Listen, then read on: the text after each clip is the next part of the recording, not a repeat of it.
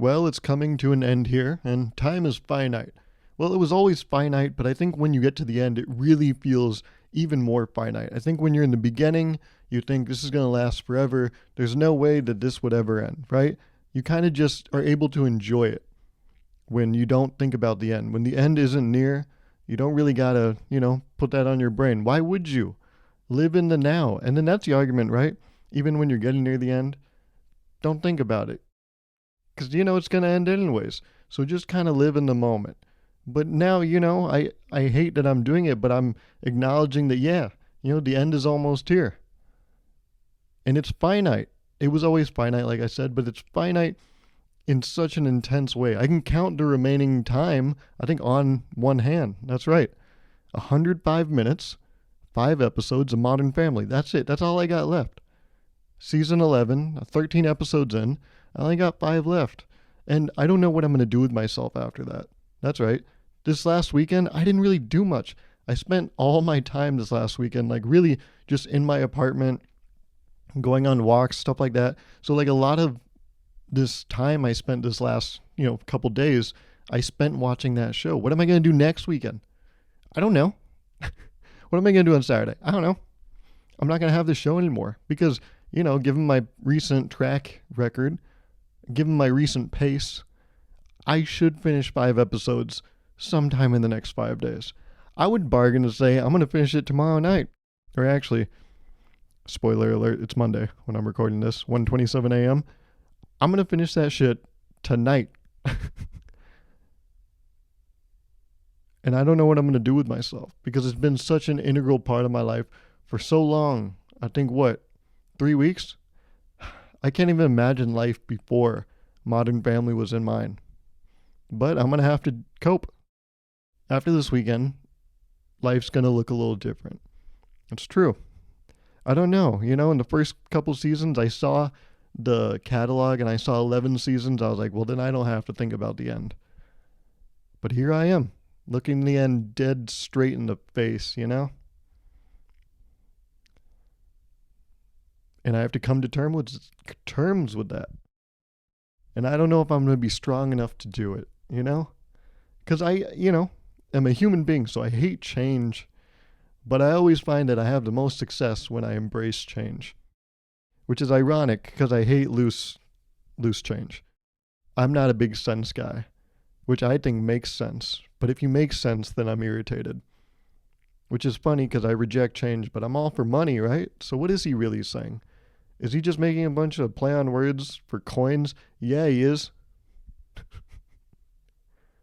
He's dropping dimes left and right. Okay. Well, he's having a quarter life crisis. That's what he's having. Oh, man. Penny for your thoughts. But it weighs heavy on my mind and my wallet. Oh, that's funny. When you have a quarter... Nope, that's not even good. No, never mind. But yeah, I'm going to wrap up Modern Family here pretty soon. And honestly, actually, I'm glad.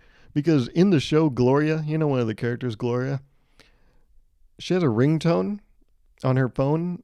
And it only goes off 3 or 4 times in the entire span of the show. In 11 seasons, it goes off, 3 or 4 times. Somewhere around, 230, 240 episodes? It goes off 3 times. But her ringtone is my exact alarm sound. So every time I hear it, it triggers my fight or flight. I'm like, I have work today. It's Saturday. Please don't let it be 3 p.m. Oh, fuck. Well, I got what I asked for. It's 5 p.m. No, it hasn't been that bad. But these past 2 days, I don't know what's up with me. Completely inverted. I don't know what happened, but the last 2 days, I went to sleep at 6 a.m. I don't know. Yeah. And also the past few days, I feel like people talk about intermittent fasting, and that's where, you kind of stop eating at 4 p.m. and then you don't really eat till the next 7 a.m. or 8 a.m. So that's 4 to 7. That's, I don't even know, 15 hours. Yeah. So you don't eat for 15 hours. You're just eating in that 9 hour gap. But you don't eat in the night. That's how it works. But I feel like and I don't think this is on purpose, But I've kind of adopted a nocturnal intermittent fasting method where I eat only at night. Like there were a couple days last week where I woke up at 7:45 a.m. and then I didn't eat my first like piece of food till like 7 p.m. just cuz I was like I don't want to. Which is bad. Like you should eat meals when those times of the day are. I mean, I nailed dinner, but you shouldn't really, you should pregame a little bit. That's all breakfast and lunch are to me. They're just pre-gaming for dinner. I kind of always do dinner. So anything before is just kind of like, well, let's see what the vibe is like, Well, how's dinner going to be? Do we need a pregame or can we just kind of rely on that? And I found a lot of times last week, I kind of just was like, well, the party's going to rock or dinner is going to rock. So we don't really need to pregame it. But that's bad because then I eat, dinner at 7 p.m. like a normal person. Like if you look at a single snapshot of my life, just at 7 to 9 p.m., you'll be like, this guy's got it together. Which is ironic that when I said that last sentence, my voice cracked. No, but this guy's got his life together. But then if you look at the neighboring times, the other 22 hours of the day, you'll be like, what the fuck is this guy doing? Is he okay? I'm surprised he even can put up this facade, this facade. He puts the fuck in. Nope. Never mind. I'm surprised he's even managed to pull his life together for those 2 hours because Jesus, what is all this other shit surrounding it? Yeah, and then I eat a snack at like 2 or 3 a.m. And we're talking about like work days too. I still get up at the right time for work, like 7:45. Even some days it's even earlier. There's a couple days where I have like 7 a.m. meetings, and I get up at 6:50 those days. But like I had just eaten, 4 hours prior? That's not good. And it's never healthy. I went to Safeway earlier this week. I wanted these very specific chocolate chip cookies, and they had them, but they're in a pack of 32. And I was like, well, in the name of value, I guess this is actually a good thing. You buy in bulk, right? To be a better person. That's the reason people shop at Costco, right? It's not because of value. It's about ethics. You're like, well, I'm really saving plastic if we pack all these cookies into this container. Because imagine if you sold 16 packs of cookies in 16s. Well, if you're going to the party, you're going to get 32. So you're going to have to, get 2 packs of 16. Then you're wasting more plastic. You're a bad person. So in an effort to be a better person, I bought 32 chocolate chip cookies. And if you take a little, what do you say? If you take a little excursion over onto my kitchen, you'll see that a majority of those cookies have gone missing. I don't know. Yeah, can't explain that. No idea where they could have gone. But yeah, it's not even like I'm eating healthy stuff. Like I did actually one night eat something healthy. I think it was like a Thursday or Friday night. I was like, okay, Garv, get it together. You've been fucking up all week. Like really, like if you're going to have a snack at night, at least make it healthy. Don't sleep on cookies. So I actually had a healthy snack. It was a banana and cashews. And in the middle of eating those two things, I realized, oh my God, I'm eating a banana and nuts. The optics on this are not great. But I finished it and it was great. It was amazing. The saltiness of the cashews, salted cashews, by the way, who the fuck eats like non-salted nuts? That's weird to me. Like you just like nuts. Nuts taste like nuts are what I imagine packed sawdust would taste like.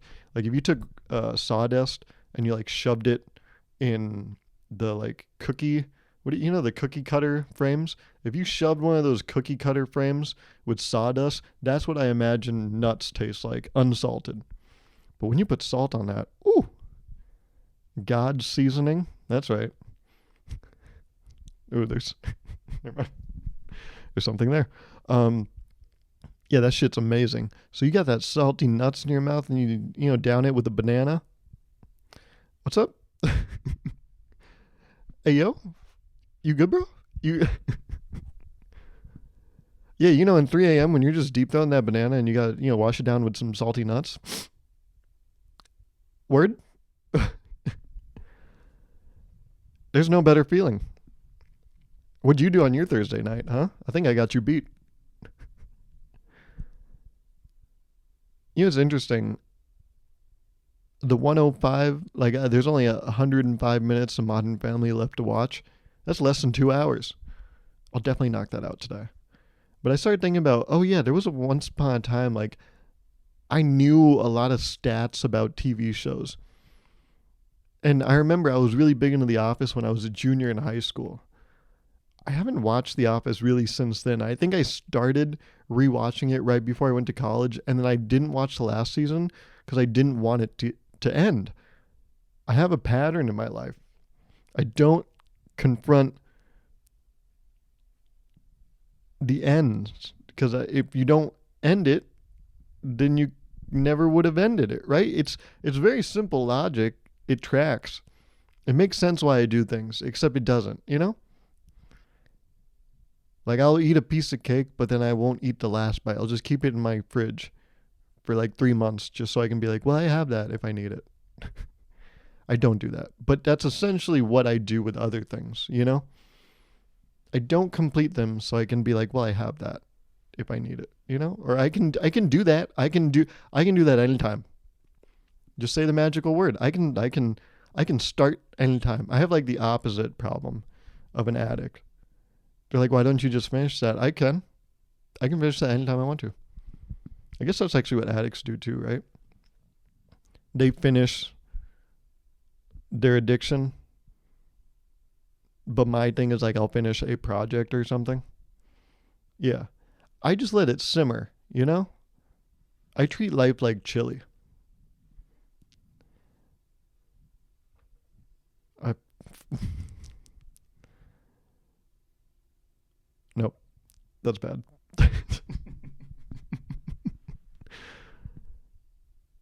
But yeah, I used to know a lot about like numbers with TV shows. Like I knew The Office had what I think 9 seasons, and I actually remember I ran for officer for this high school club called NHS. I don't know if you've heard of it, National Honor Society.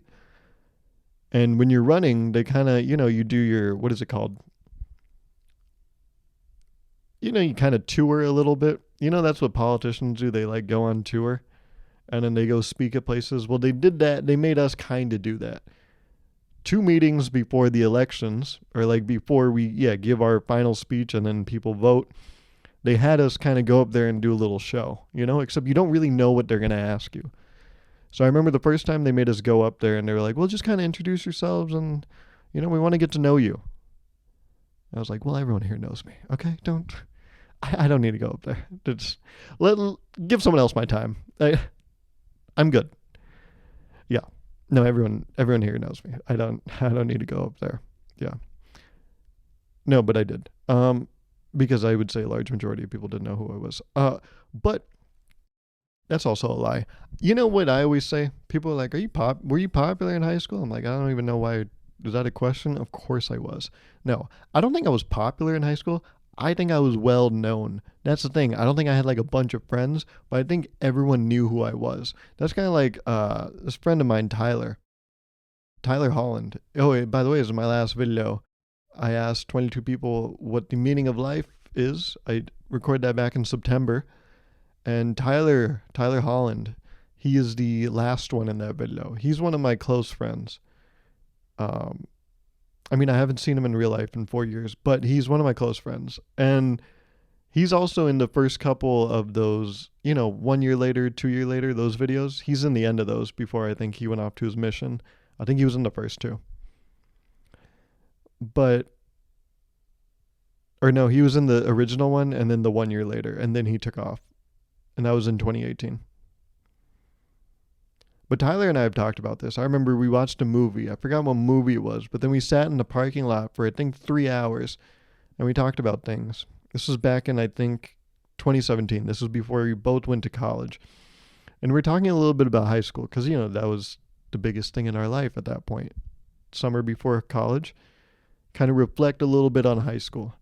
And I remember Tyler and I were talking about like, oh, the friends we had and stuff like that.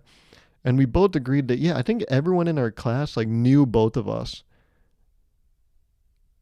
But he and I both didn't like have friends. Like, I mean, we had each other, and then like I also had Hoyer, but like Tyler didn't really like hang out with anyone. I mean, he had a bunch of like Mormon friends that he would hang out with, but yeah, we didn't have like a big network, you know?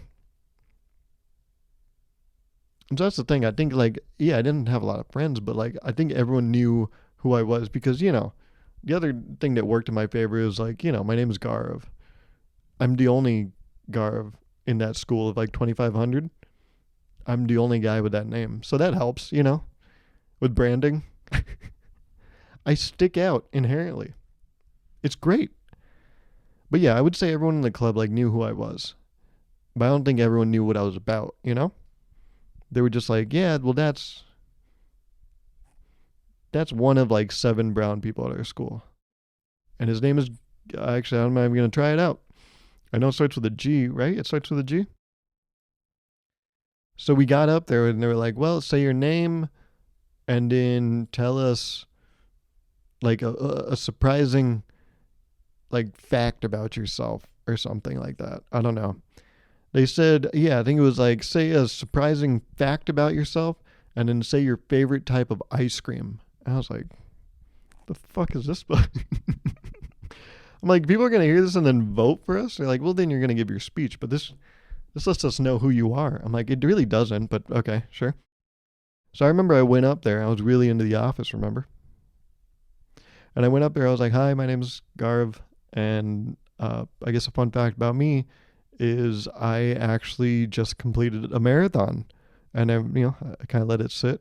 People were like, really, really? Oh, you hear some murmuring in the crowd. And I was like, yep, I just finished a marathon. It was 9 seasons, 196 episodes.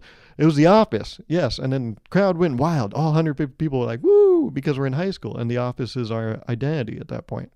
If you're in high school in the 2010s, The Office is like a giant part of your personality. Nope, see...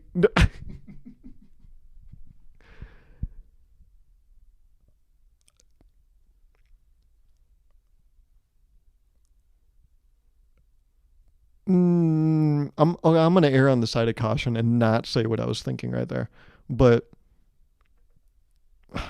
no, man. Okay, no. Sure, no, we'll leave it at that. Whatever. Who gives a shit?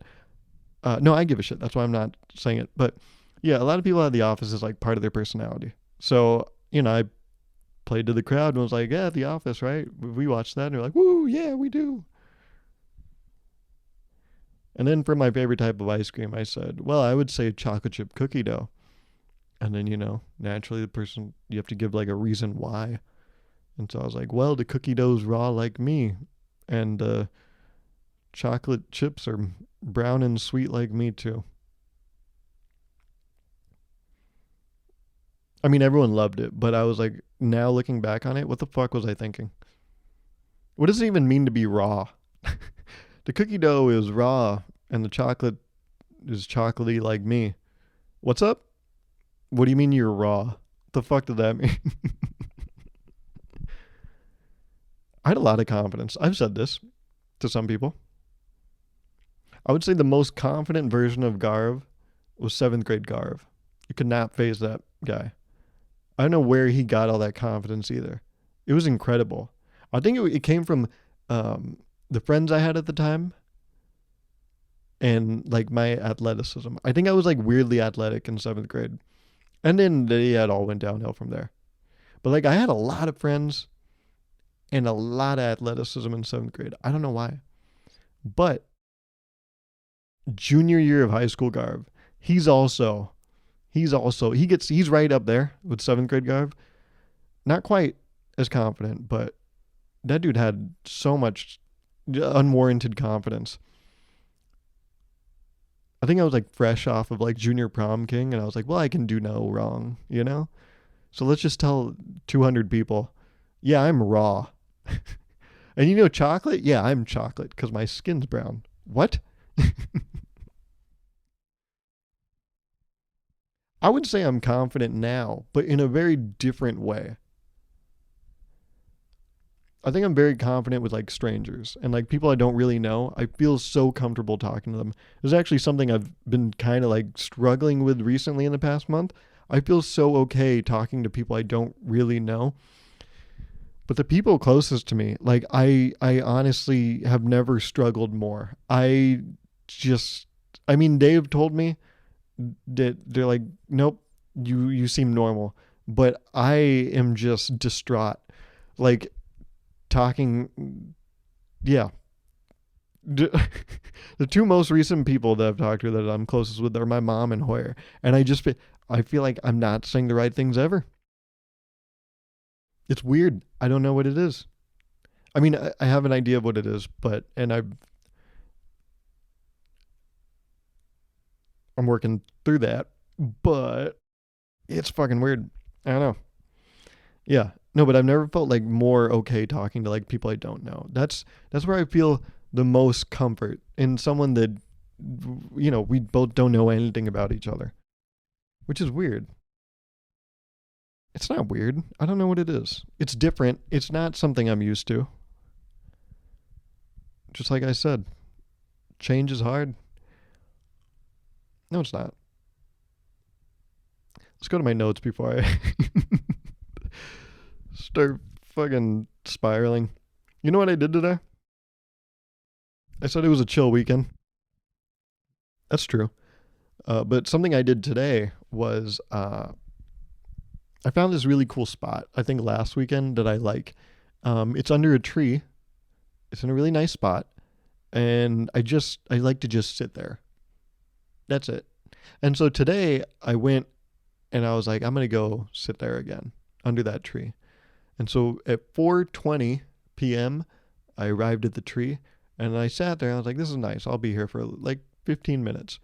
But then I started thinking, wait a minute. It's really nice out. Like this, it's like 88 degrees, but the sun is covered by the clouds. So it's not like direct sunlight and it's not unbearable, you know? So I was like, I can kind of be out here for a while. I think if there's any day to be outside, this is the day. And I'm like, what am I going to do if I go back to my apartment? What am I in a rush to do, huh? Finish up Modern Family? Then what am I going to do during the week? What do I have to look forward to? I'm just chasing the finish line for what, you know? So I decided, okay, let's just sit in this for a little bit. So I gave myself a challenge. It's not a challenge, but I made a game for myself and I played it. At 4:29 p.m., I decided, okay, let's sit on this tree for an hour. Don't look at your phone at all. Just sit at the base of this tree for an hour. See what happens. And you're probably like, well, what do you mean? See what happens? Think a bird's gonna like come and fly, beat the shit out of you? No. What do you think's gonna happen? I don't know. I just want to see like what thought would come to me. Like I said a couple podcasts ago, I feel like I'm always stimulated, right? Or simulated? No, stimulated. I'm always stimulated when I'm in my apartment. If I'm not at my desk working on something, I'm walking to my kitchen and I have like a YouTube video playing on my phone, or there's music playing or something like that. There's always noise. And so I was like, well, let's get rid of the noise and let's just be out in fresh air. Two things I don't do a majority of the week. The past week I went outside twice. I went outside once on I think Friday. That's the only time I went out. Holy shit. I think that's the only time I went out. Yeah, I went outside last week one day. And so I was like, well, I need fresh air and I need a break from all the dumb shit I've been distracting myself with. So I was like, let's just see if I sit here for an hour, see what happens. So I sat at this, I started kind of the timer in my head, 4:29. I was like, when it hits 5:29, I will look at my phone again and I will leave. But then I noticed like 20 minutes in, I started like, yeah, something started happening.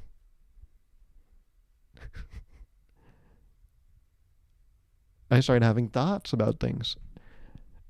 And so I was like, well, I need to write this down. I can't just let this go to waste, right? So I broke out my notes tab, or my notes app. And that's the only thing I did on my phone. I swear I wasn't cheating. I did break out my phone, which was, a breach of the rules. But I broke out my phone so I could write down the thoughts I was having. And so from 4:29 p.m. to 5:29 p.m., I learned a couple things, or I thought about a couple things sitting under this tree, and I'm going to go ahead and share them with you. Is that cool? Are you cool with that? Okay.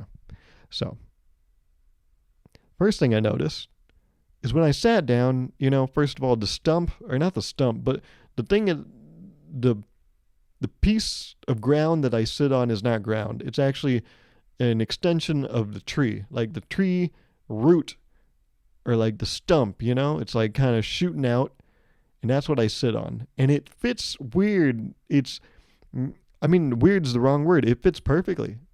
It shapes the contour of my buttocks perfectly. It's weird. I felt like Cinderella, except instead of, a glass heel, it was some wood under my butt. What's up? But yeah, the tree, I could sit upon it with a lot of ease. But before I sit down on that piece of wood, I check, make sure there's no insects or anything. I don't want to. Oh no, that's bad. I have it. Oh.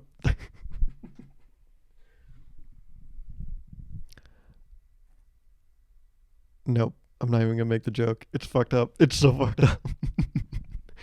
I'm nope. And I still try to go back at it. No, don't do it, dude. Don't. There's no point in doing that. But I make sure to check for any insects because I don't want to like kill them, by sitting on them. So I just make sure, okay, is this a good spot? I'm not like messing up any operations, right? So I check, no insects. I see there's, ants all over the tree, but they're kind of doing their own thing on the tree. On this little part of the tree that's jutting out, I'm good. It's kind of like if a tree, an island has a sandbar. It's almost like the tree had a bark bar or like a wood bar. And so I was sitting on that wood bar.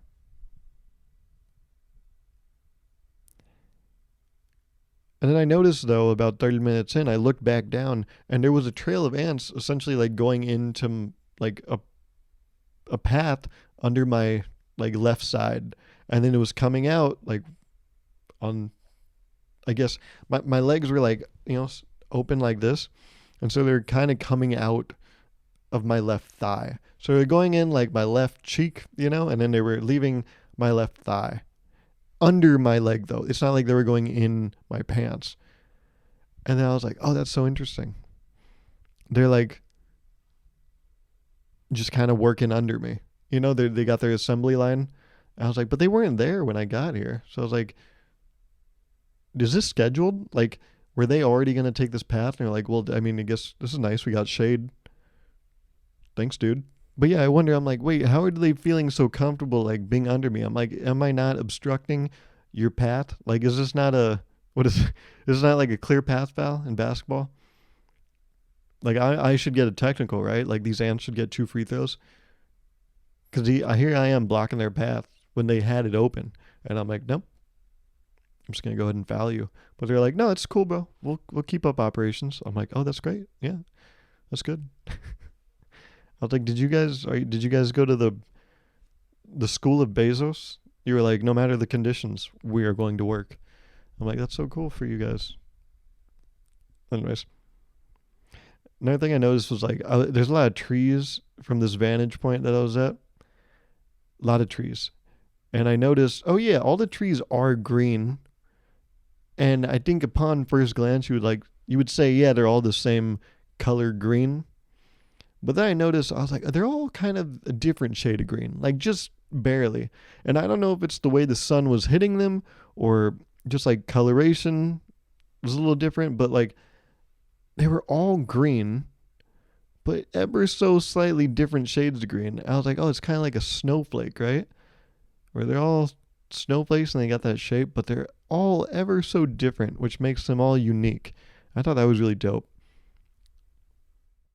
Next thing I noticed, I don't even know, I didn't do this, I think, consciously, but I picked up this little yellow leaf. A lot of leaves were on the ground. I just picked one up, and I just held on to it. And after about 10 minutes, I noticed it started kind of turning black. Kind of just getting this dark, bruised coloration. And so I looked it up. I was like, wait a minute. Can leaves bruise? And it's true. They can. I don't know if just like leaves in the wild can bruise. I think they can. But I found a lot of context around cooking with leaves. Like apparently bending or like, yeah, without ripping up a leaf, if you just bend it and like push against the leaf, it'll bruise it and it'll actually release these natural oils, which is what happens when you cut leaves for cooking. They release these natural oils. That's what you cut them for, you know? And to make them bite sized. But I was like, apparently you can achieve the release of these same natural oils if you just kind of bend a leaf. And so, yeah, leaves can get bruised. And so when this was turning, here it is, this is the leaf I was holding. You can see it was a little bruised. And I actually have another picture of, a beginner leaf or a base model leaf. And you can see, yeah, how much coloration had changed. And the other thing I noticed was the leaf that was bruised doesn't really fly away in the wind that easily. But an unbruised leaf is really like, oh, it wants to get away. It's like itching to get away. And I don't know if that's because when you bruise the leaf, it becomes very flat. And so it's hard to get wind under it. Whereas like a fresh leaf, it's kind of still, it's still got that structural integrity to it. So it's kind of like lifted on the sides. So it's easier to get wind under it and then it'll fly away. And I was like, oh, this is a metaphor, right? When life has beat you up so much and bruised you, you're like, I don't want to fucking go anywhere. But when you're young and vibrant, you're like, yeah, let's travel the world. But no, then I got sad because I'm like, that's not how you should live. The bruised up leaf should have just as much fun as the young leaf, right? And so I was like, bruised up leaf, you have fun too. And I threw it up in the wind and it came back and hit me in the face. I was like, oh yeah, you are truly a boomer leaf, aren't you? I tell you to explore the world and then you beat me. Hey man, have more lust for life. What'd you say to me? And then he beats me. The older generation, man, I tell you. I want the best for them. Anyways. I looked it up and it was funny. It was like bruised leaves. There was an article like in favor of bruised leaves. It was like you shouldn't cut leaves. You should bruise them. And it said, when you bruise leaves, it makes your dish sing rather than hum, apparently. So stop cutting your leaves, like basil and shit. Just rub that super hard and then throw it in your dish. It'll release the same oils, but it won't lose out on something. I don't even know. I don't even think it makes sense, but it's what the internet said. And then I thought about the leaf. I was like, oh, this is a metaphor, isn't it? Everything's always a metaphor, right? Why do we come up with metaphors? So we can give things meaning and then we're able to consume them. Anyways, I thought of a metaphor. I think it's stupid. I don't know. Metaphors are beautiful, but like when you give them too much like meaning and credit, I think it's stupid. Like, like Aesop fables are cool. But if you kind of like treat them as doctrine, it's like you're kind of an idiot, right?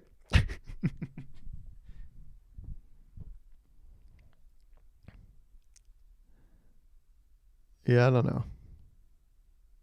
Anyways, I thought of a metaphor of holding this leaf and bruising it. I was like, oh, this is kind of like why you should appreciate beauty from a distance, right?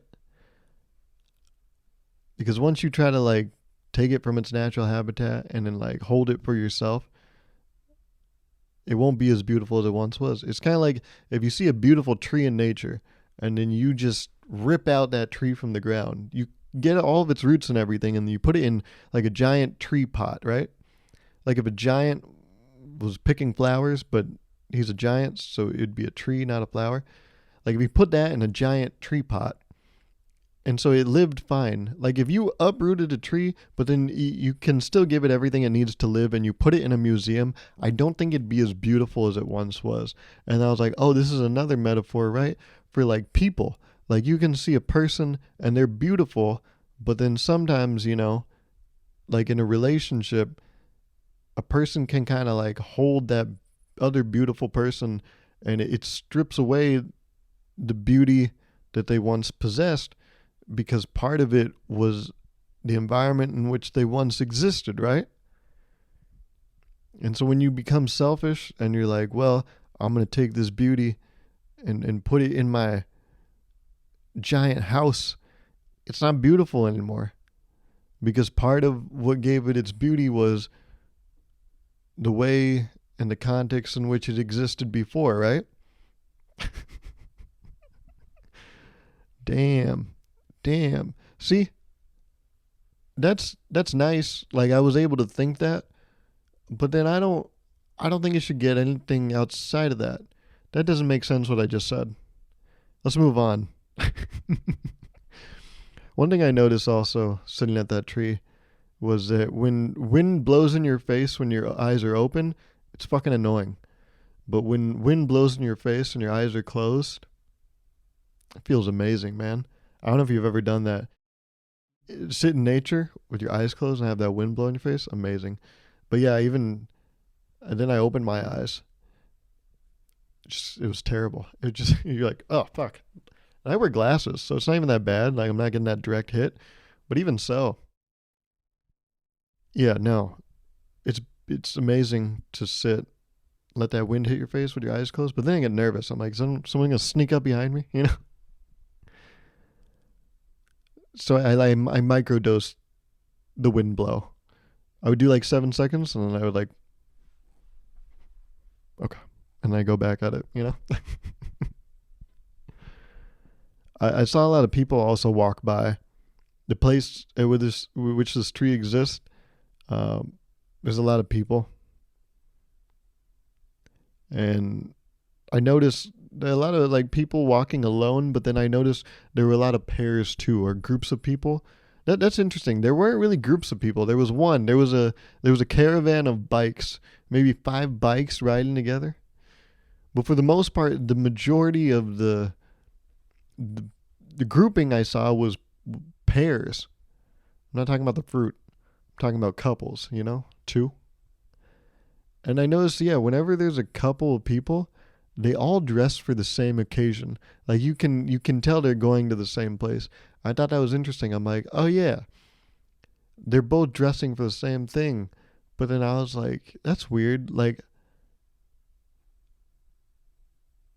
does that mean no? See, this is stupid too. No, that's negative self-talk. I can't do that, right? That's bad. It's an okay thought. One thought I had was like, wait, when you go to like group stuff, are you stripping yourself of some individualism? Because I was like, I can tell you're both dressing that way because you're going to the same thing. So does that mean you're not dressing a certain other way that you would have had you not been with each other? Because you're kind of like becoming the average of each other. Like, you know, people look like dog owners look like their dog. It's not because they came that way. They start looking like each other over time, right? You know, when you get in a relationship, you just start dressing like the other person, maybe? There's a convenience of sharing clothes, but then also a compromise of fashion ideologies, right? I shouldn't be recording this late. um, yeah, no, it's 2:04 a.m. Um, sorry. But yeah, I thought that was interesting. Whenever there's a pair of people, you can tell like, oh, they're going to the same thing based on the way they're dressed. I thought that was funny.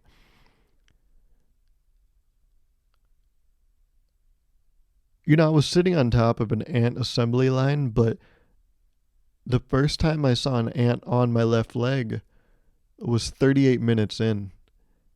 And that was the only ant I saw. The whole hour, there was only one ant that ever got on me. And I thought that was really interesting too, the like respect we had for each other. I was like, yeah, you guys keep like grabbing crumbs and stuff and I'll be here. And they're like, that's cool with me. I was like, dope. But yeah, I was surprised by like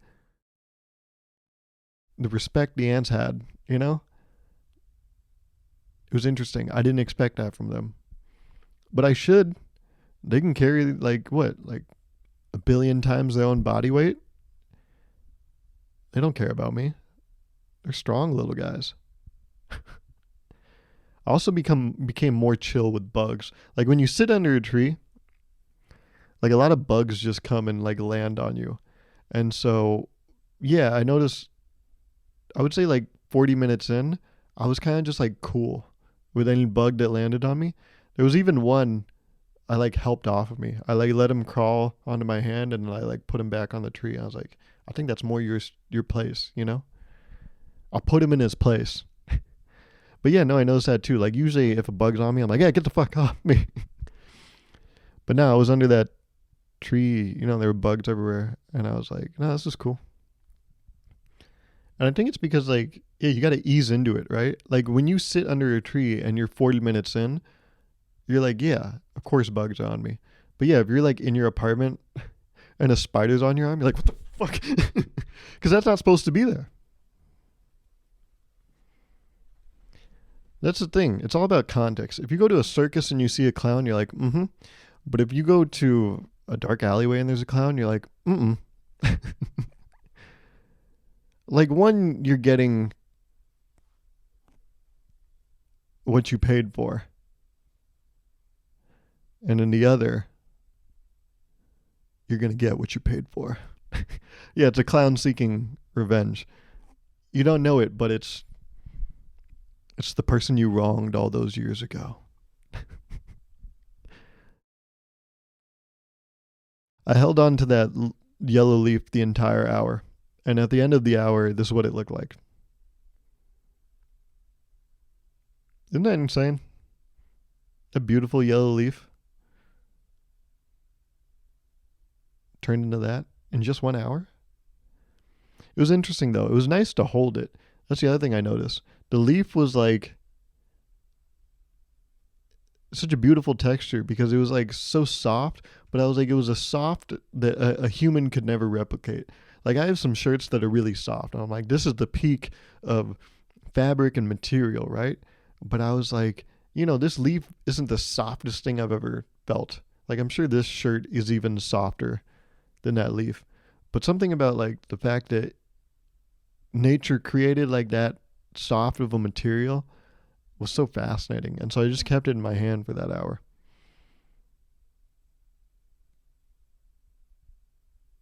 But selfishly, I bruised the fuck out of it. And so I think, you should appreciate the beauty of life, but maybe do it from a distance, okay?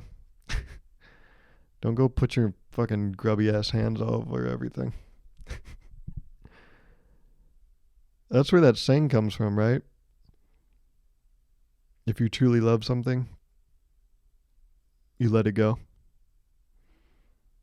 So yeah, look at the leaf, but don't pick it up.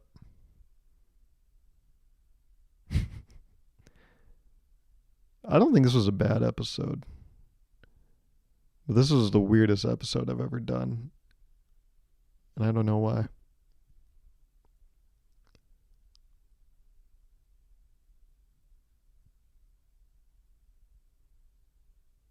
And this is before I've even finished Modern Family. Imagine the wreck I'm going to be after I finish it. I know. Next week's going to be fucking crazy. If you think I lost my mind here, I'm still sane, knowing that I have 105 minutes of pure entertainment ahead of me. Anyways, I'll talk at you next week. Okay? Bye.